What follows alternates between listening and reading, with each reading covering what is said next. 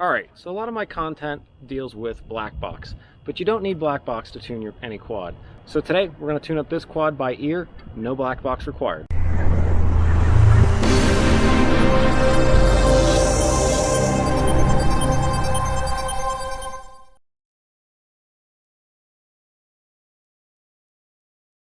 Alright, so we're going to start on our SpeedyBee app here since this quad has, it's an enclosed case, so I can't really plug into it. So I'm using SpeedyBee with the Arduino Bluetooth connector. So and you can see in here, this is my PIDs, and I showing you here the slider, so you'd see the same thing in the Betaflight configurator. And you can see on here what you want to set your PID sliders up to be. So we want to take our stick response slider right here and move that all the way down. We want to take our dynamic damping, move that all the way down. And then we're going to take our drift wobble slider as well and move that all the way down. And what that's going to do is it's going to zero out our I term, as you can see there. It's going to zero out our feed forward, as you can see there as well. And we're just going to have a constant D term and a P term. And we're going to go ahead and find our PD balance using that, just with some simple line of sight flips and rolls. Now with this, your other settings don't really matter. I mean, you can set whatever you want for, well, first of all, I term relax doesn't mean anything because you can see here it's set to 10 right there. That doesn't mean anything because we have no I term, and we're not really doing any anti-gravity stuff. So the rest of the settings in here really don't matter. When it comes to like filter settings, just, you know, either use the default, or if you have some filter changes you've made in there, that's kind of a separate topic. So I have the filter tune I want on this. So that's a separate thing. So now we're doing the PID tuning, and I'm just, again, going to get that PD balance. That's the first thing I'm going to look at getting here with this setup. So it should be pretty straightforward. It's going to do some line of sight. Now, it's going to be a little wonky here with no I term, so it's going to drift around quite a bit. You can see I'm not touching, and it's just going to drift around right there. A little bit of wind really made it start to drift. Like, I didn't do that. That's just the wind kind of pushing it. So you'll have to do a little more hands-on control to keep it in control. And then, but yeah, so we're just going to do some flips and rolls, and we're going to listen to see if we can hear a double bounce.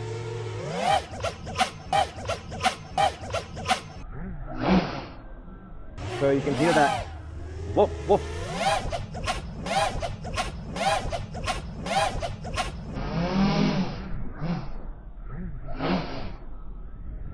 Woof, woof at the end. So that is overshoot. So what we want to do is address that. So again, and I can actually see it line of sight as well. So we'll bring it in. So back on our PIDs tab here is we want to go ahead and either, we have two options really. You can either go ahead and increase your damping slider, and you can see that that moves your D term up, or you can reduce your tracking slider, which will move your P term down there. So it really doesn't matter. The only advice I can give you is that the moving of the tracking slider here doesn't have any negative consequences. So you can always move that down if you're getting that woof, woof at the end of the flip and roll. You're getting that double sound, that woof, woof as it's trying to arrest the move.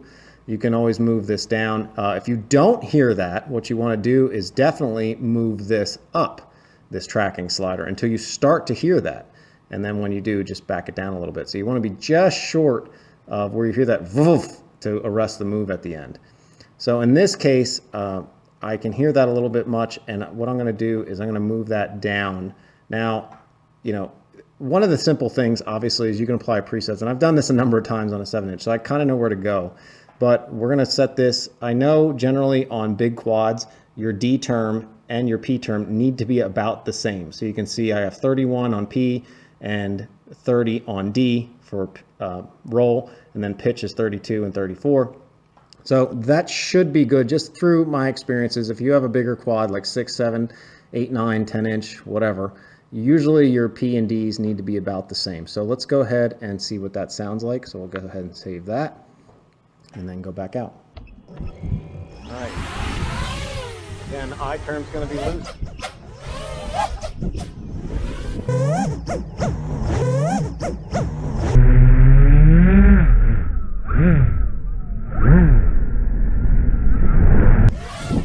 Just single. We're just hearing a single rev. You don't hear that double rev anymore.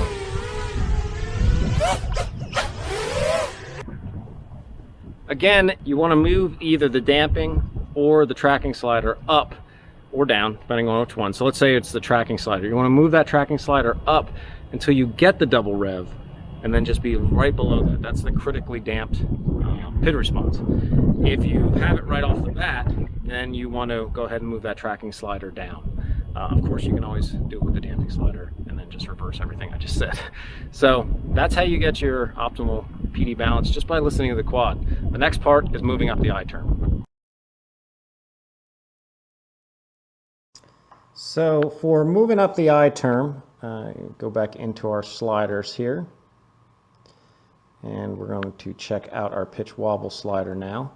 And essentially we want to move this up until we start getting wobbles. So if it's too low, you get drift. It's drifty, just like you kind of saw what we just had there. You'll see, you set this I term to 0, you will understand what drift means, because it will, when it gets hit by wind, your quad will just drift over. You will have to manually correct it with the sticks, whereas when you have some I term, it will fight back on that by itself. So you will understand clearly what drift means by what we already did with flying this already. So, but if your I term slider is too high over here, it will start to wobble. So let's check out what a too high I term will be, just so we can kind of cut to the chase on this a little bit. So I'm going to set this drift wobble to 1.2 just to draw the difference and really show you what wobbles look like.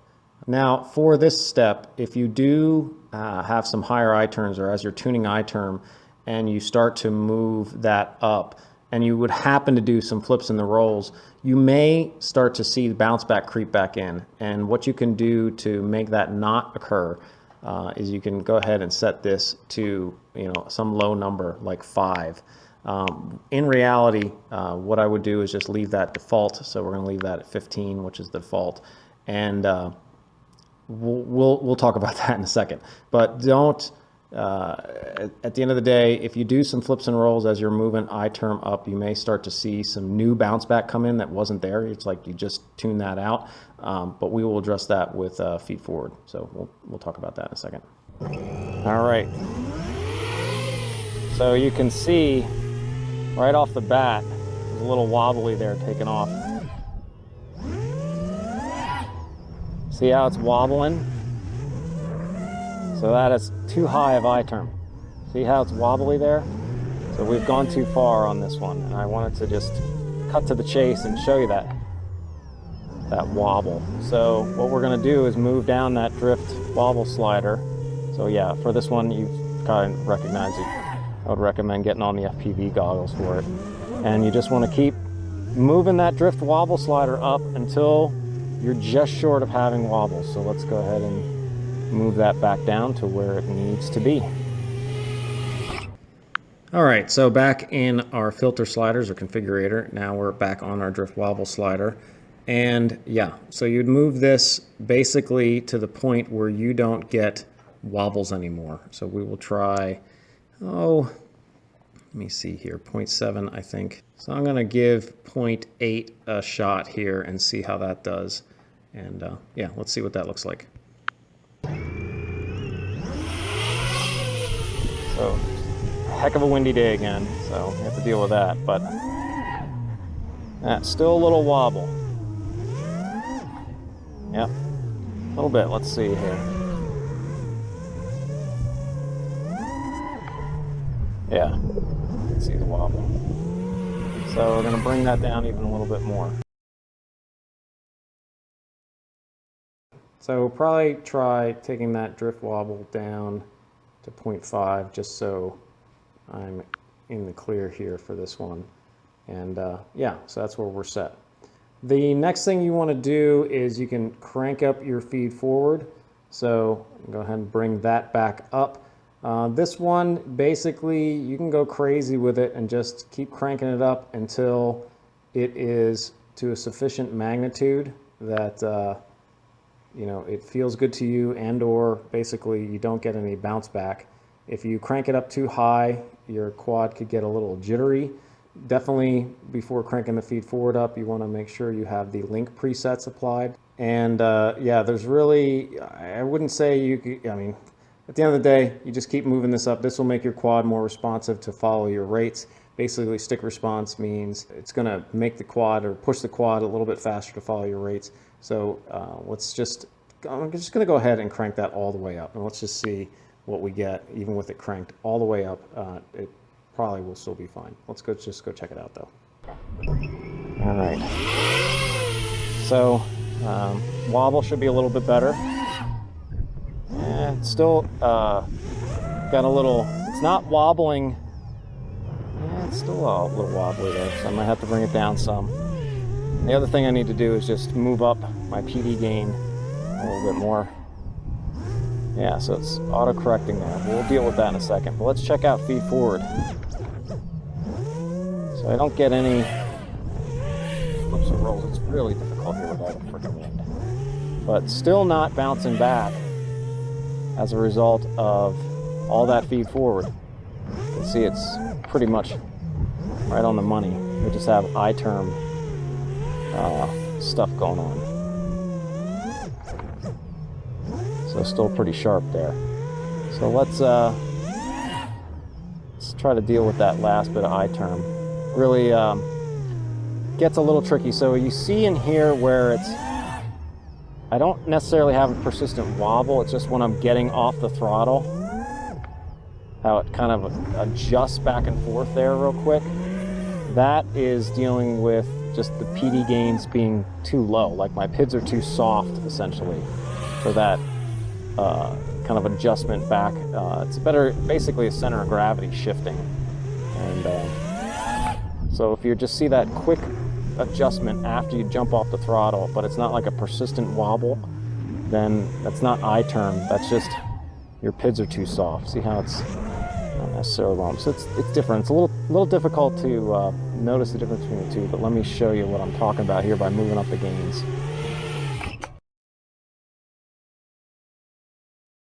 So at this point, what we're going to do is, and I may drop, well, let's just do the next step. The next step would be to move your gains up in total. So I'm going to go ahead and use the master slider here, and I'm going to move this up. And let's see how that does. You already see how it does with soft PIDs on a big quad, but let's see what it does with PIDs that are a little bit more stern. So I'm going to take this up, and I've kind of already tuned this a little bit, so I know where I need to be heading with this. Yeah, I'm going to take it all the way to right here, 1.8. So I'm going to move those PIDs up. Generally bigger quads in this example here that we're using, need higher PIDs, so 50s, 60s, and you can see my feed forward's way up there, but yeah, we're just going to leave it go. It's all in ratio to each other. That's why we have the sliders here now. And yeah, let's see what this looks like. Oh, feel the wind.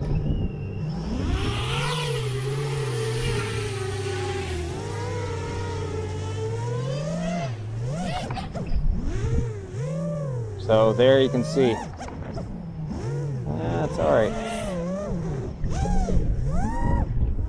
You can see as I'm gunning it and getting off the throttle now, you don't have that any of that wobble going on.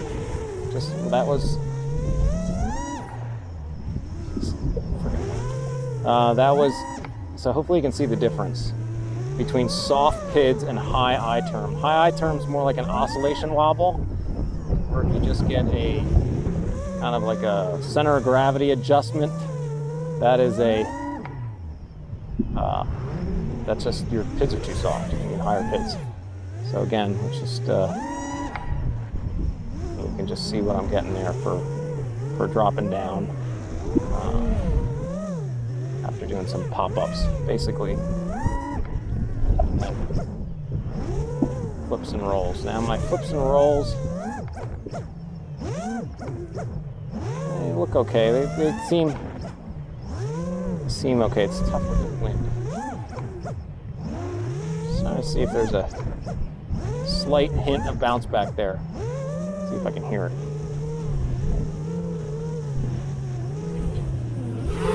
Without hitting myself with a fucking. Oop, hit the tree. I think I might hear something. So I might, we know at that point it's a feed forward. I think I hear a little woof, woof. Woof is the initial, but it's woof, woof.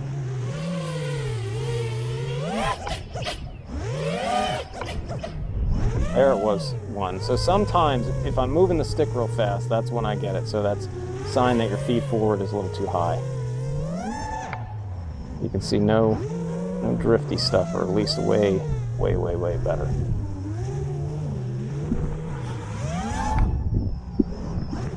And then of course if you have throbbles, that would be anti-gravity. You would increase the anti-gravity, which this quad does pretty good. There's really no throbbles on this one, even at default, which is kind of surprising actually.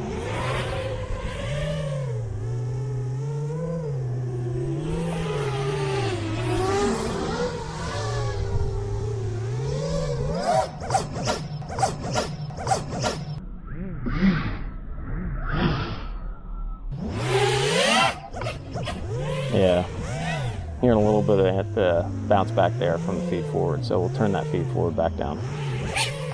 Whoop. Okay, so yeah, feed forward I think's a touch high there, so we're going to bring that down, probably 1.5. You have a lot of leeway in feed forward, so I don't need anything super responsive and snappy on this, so I'm going to probably just give it 1.25, I guess. That's 270. That's probably good. To some extent, it's to your liking. You can crank feed forward up. You will start to get bounce back eventually, but you can have really high feed forward gains. From here, if you are having any slow bounce back and you're trying to find that tough balance where you don't want a high feed forward just because you don't like the feel, or for some reason you're struggling to find that balance. I have really high feed forward, but I'm still getting a slow bounce back. What you can do is decrease your eye term relax right here. 10 would be a decent number, or 5 if it's a really large quad, and that should take care of any eye term induced bounce back, just because the quad can't keep track of your stick movements too well, and eye term starts to cause issues. As discussed, if you have any throbbles, whatnot, you can go ahead and increase your anti-gravity number here, and you will see once you go too high on that, you will get flutters when you rapidly move the throttle up or down. So that's a pretty easy one to tune. So you can just feel free to move that up or down. Some bigger quads need to go as high as 10 or 15, but not all. Like this 7-inch, anything above 5 is no good. So I'm gonna actually move this up a little bit because I did tune this already. To tell you what your limit is for PD gains, really it's, if you have a good sound quad and your noise attenuation is really good, you can keep cranking this master slider up until you will start to hear it kind of get a little fluttery. And once it gets fluttery, then that is a little too high. But if you have a lot of noise issues, vibration issues with the quad that's not being filtered well, sometimes, moving this up too high, this master slider will make it a rough ride. So you can kind of pick your poison there. You saw what it looked like when it was too low. But if it's too high, you can also get fluttery sound and or kind of a rough ride. So then you just slide it back down. So you can kind of hopefully see what different values you can use of that. And at this point, with your PD balance, your damping and tracking kind of tuned in, right? And we have our drift wobble tuned in. you know, those sliders are really set at this point. So it's really the master moves all the PIDs up or down together. So that's kind of the convenience of the sliders themselves. If you want to take it further, which I'm not going to cover in this video, and you have everything's looking good on roll, but you have some pitch issues, like for example, you have maybe no bounce back on roll moves, but you notice you do a little bit on pitch, well, then you can go ahead and, of course, increase your pitch damping slider there a little bit to arrest any bounce back you might get there. Or if it just feels a little loosey-goosey, needs to be tightened up on pitch a little bit, then you can go ahead and move these up in ratio together.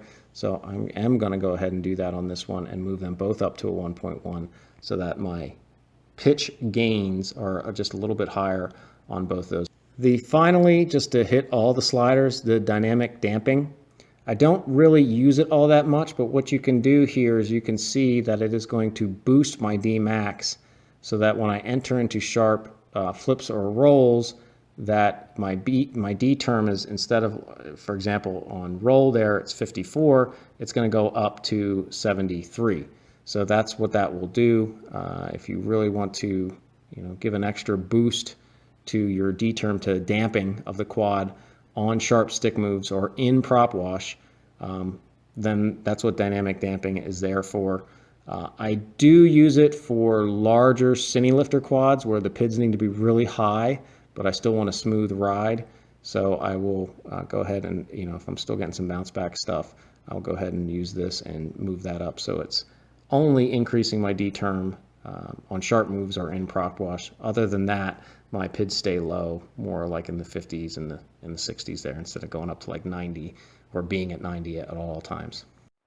So that is it. If you enjoyed that content and you want to see a little bit more depth on what that kind of looks like in black box and how you can use black box to hone in even closer on those optimal values, check out the link below to my Patreon. I'm going to have a Patreon only video right now releasing that will go into the depths for each of those and show what it looks like in black box and then how we can use that to hone it in a little bit better.